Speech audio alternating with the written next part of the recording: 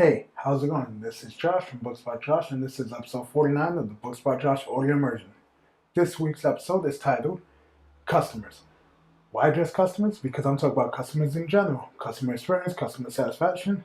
Are the customers always right? We're going to cover a wide variety of topics, and guess what?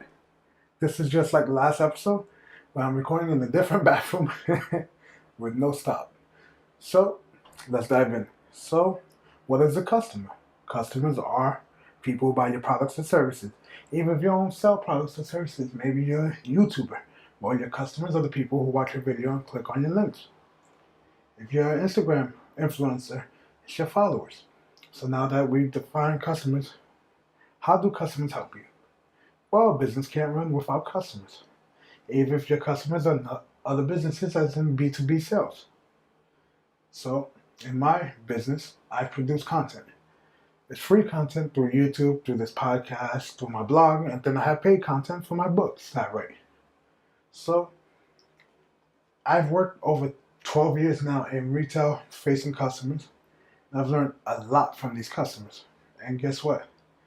Customer is not always right. I know the saying, customer is always right, but you have to draw a line.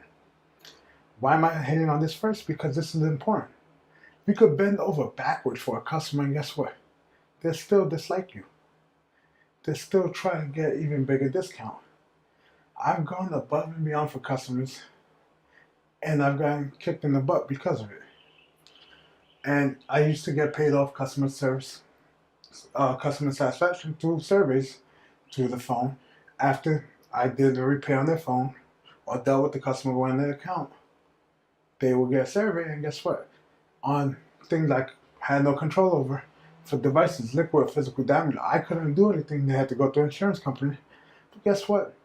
I still had the worst score, 1 out of 10. And I had to go to a meeting for the whole day with the district manager. And when I approached the district manager, why is your customer satisfaction score that so low? Well, Mr. Schwartzman, I'm at 0% because out of all the people they surveyed, decided to survey for me, they picked one liquid and one physical damage customer. And he's like, oh, well, you still have to go through this up. The customer wasn't always right because it wasn't in my power to assist them. I put them on the phone with the insurance, but I digress.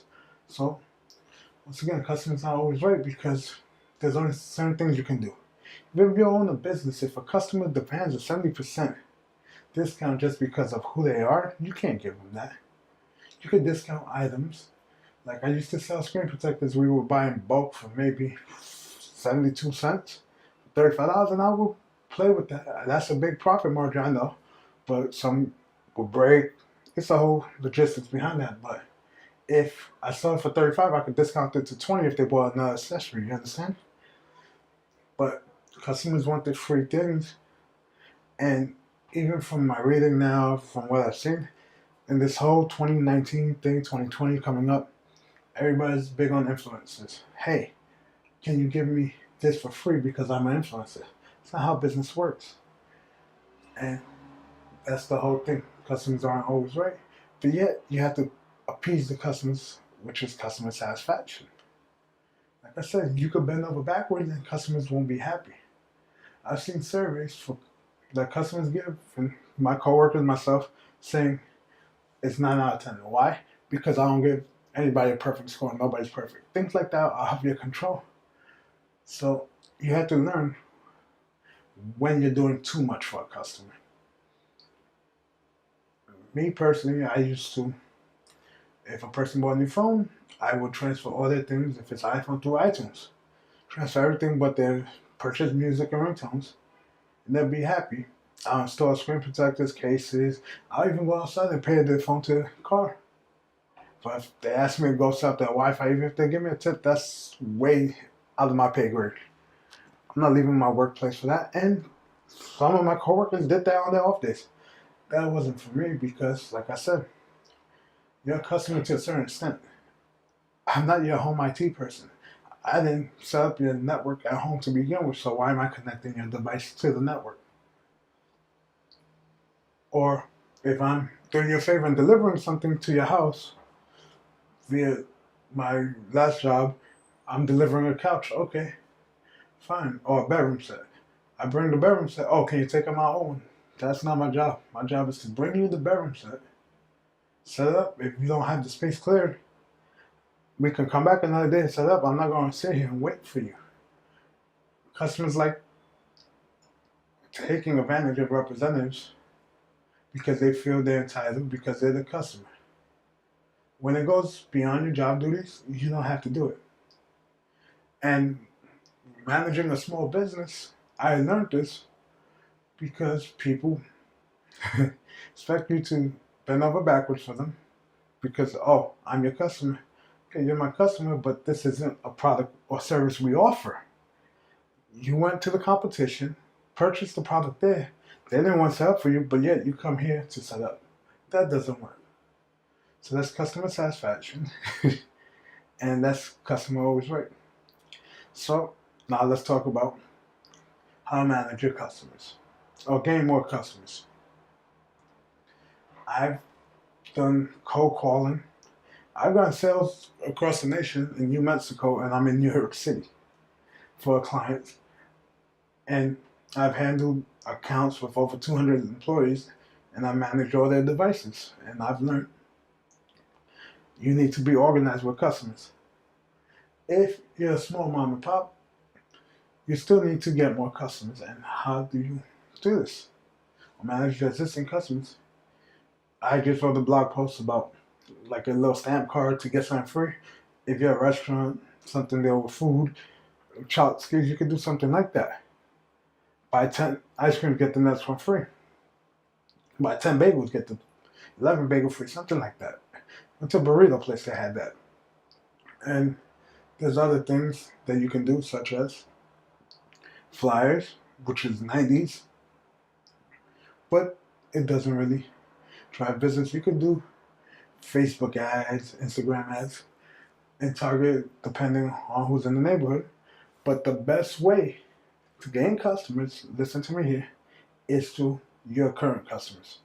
Sounds stupid, but word of mouth is one of the best advertising ever because if you give great service, those customers will then tell their friends and family about you. And these people will say, hey, Bruce over there told me about this guy, Josh. Let me check him out. Hey, Josh is pretty good. You know what? Let me tell my cousin Carol. Stuff like that.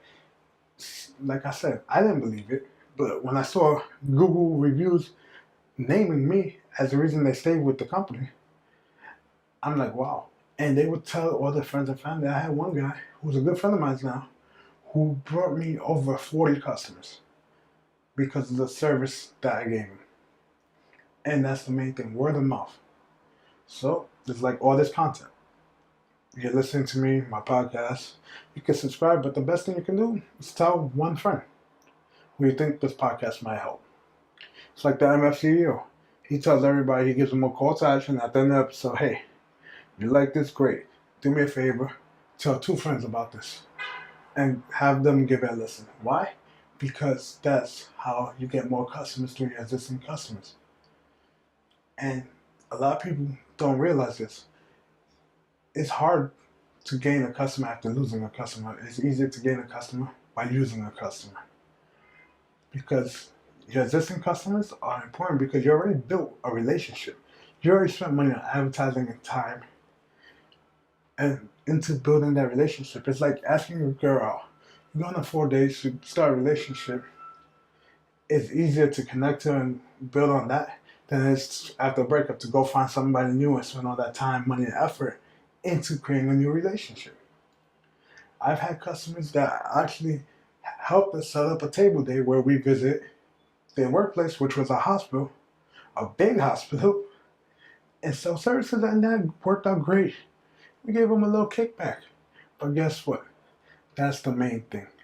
You have to learn customers are essential for business because if you don't have any sales or any money coming in, you're not a business.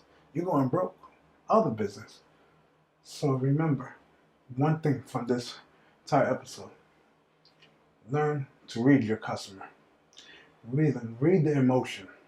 See what they want. See what you can give them. and grow that relationship. Once you can read your customer, you can cater to their needs and make that customer one of your number one fans. That's all the books talk about. Your 1,000 true friends, your number one fans who will buy anything you put out. Well, it's true. And just do me a favor and get some customers. If you like this episode, thank you. If you didn't, or you heard a couple background noise, oh well, I'm in the bathroom in the Bronx this time instead of Long Island. And I enjoyed recording a podcast at 2:30 a.m. So, like always, I'll catch you guys in the next one. See you.